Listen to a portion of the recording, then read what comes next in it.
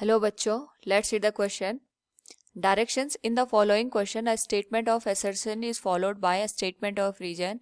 Mark the correct choice as if both assertion and reason are true and reason is the correct explanation of the assertion. B.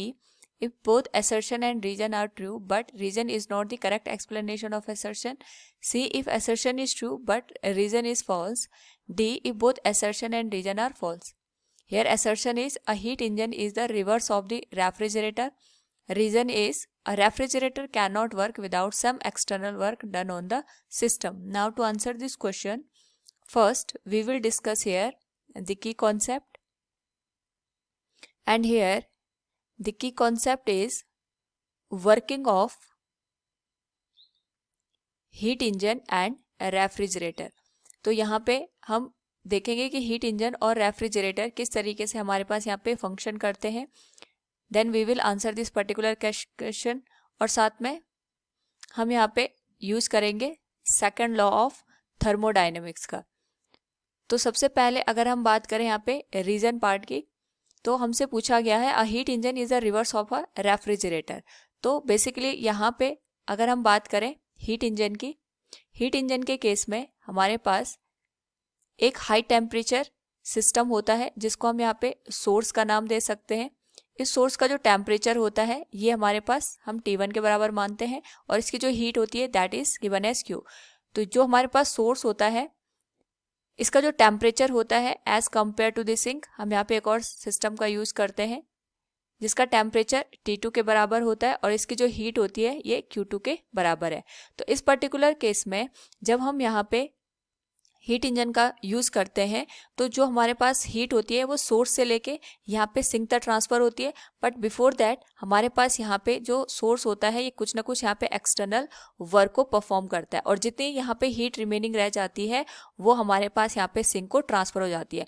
यानी heat engine में basically हम करते क्या है कि हमारे पास जो हीट एनर्जी होती है उस हीट एनर्जी की हेल्प से कुछ ना कुछ हम यहाँ पे मैकेनिकल वर्क को परफॉर्म करते हैं, और जब हमारे पास ये मैकेनिकल वर्क परफॉर्म हो जाता है उसके बाद जो रिमेनिंग हीट होती है that is pass to the sink, और सिंक का जो यहाँ पे हीट होती है Q2 that is less than always less than the heat of the source. ये हमेशा यहाँ पे सोर्स के जो हीट होती है या टेम्परेचर होता है उससे यहाँ पे कम होता है. तो जितना इस हीट का यहाँ पे डिफरेंस होता है उसी के बराबर हमें यहाँ पे वर्क मिलता है in the heat engine. Now अगर हम बात करें यहाँ पे रेफ्रिजरेटर की, तो रेफ्रिजरेटर के केस में हमारे पास जो सिस्टम होता है इसका जस्ट रेसिप्रोकल होता है. इस पर्टिकुलर केस में हमारे पास जो लो टेम्परेचर सिस्टम होता है जिसको हम यहाँ पे सिंक का नाम देते हैं. अगर हम बात करें इसके टेम्परेचर की, ये T2 है और इसमें जो हीट लगी होती है दैट इज Q2.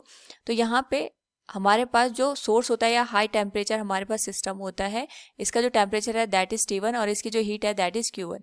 तो यहाँ पे अगर हमें हीट को लो टेम्परेचर बॉडी से हाई टेम्परेचर बॉडी में यहाँ पे ट्रांसफर करना होता है, उस पर्टिकुलर केस में हमें यहाँ पे कुछ ना कुछ एक्सटर्नल वर्क को परफॉर्म करना होता है. तो जब हम यहाँ पे कोई एक्सटर्नल वर्क करते हैं तो एक्सटर्नल वर्क की हेल्प से हमारे पास जो हीट होती है ये लो टेम्परेचर से हमेशा हाई टेम्परेचर की ओर यहाँ पे फ्लो करती है. तो हम कह सकते हैं इस पर्टिकुलर केस में अगर हम दोनों की वर्किंग को देखते हैं हीट इंजन एंड रेफ्रिजरेटर, तो दोनों का जो यहाँ पे फंक्शन है both are opposite to each other. दोनों ही यहाँ पे एक दूसरे के अपोजिट हमें यहाँ पे देखने को मिलते हैं. यानी हम कह सकते हैं both are reversal of each other. Heat engine और रेफ्रिजरेटर का जो फंक्शन होता है एक दूसरे के यहाँ पे रेसिप्रोकल होता है. नाउ यहाँ पे अगर हम बात करें रीजन पार्ट की, refrigerator can not work without some external work done on the system. तो हम जानते हैं कि हमारे पास जो सेकंड लॉ ऑफ थर्मोडायनेमिक्स है इसके अकॉर्डिंग यहाँ पे जो भी टेम्परेचर होता है हमारे पास वो हमेशा हाई टेम्परेचर से उसके अकॉर्डिंग हमारे पास यहाँ पे जो हीट होती है हमेशा हाई टेम्परेचर से लो टेम्परेचर की ओर फ्लो करती है. यानी ये हमारे पास नेचुरल लॉ है कि कभी भी हम हीट को लो टेम्परेचर से हाई टेम्परेचर की ओर फ्लो नहीं करवा सकते हैं.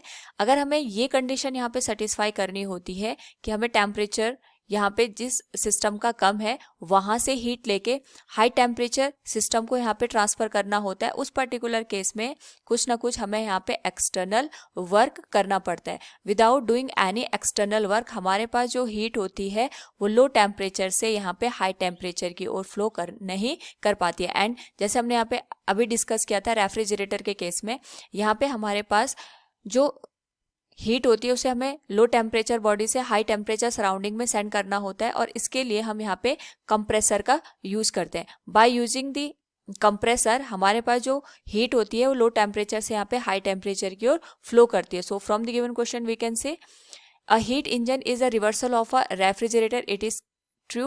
Reason is a refrigerator cannot work without some external work done on the system. It is also true, and it is the correct explanation of the assertion part. So from the given question we can say if both assertion and reason are true and reason is the correct explanation of the assertion, तभी हम यहाँ पे दोनों के बीच में difference देख सकते हैं कि दोनों यहाँ पे एक दूसरे के रिवर्सल है। Option A will be the correct one. Hope all you understood it. Thank you and best of luck.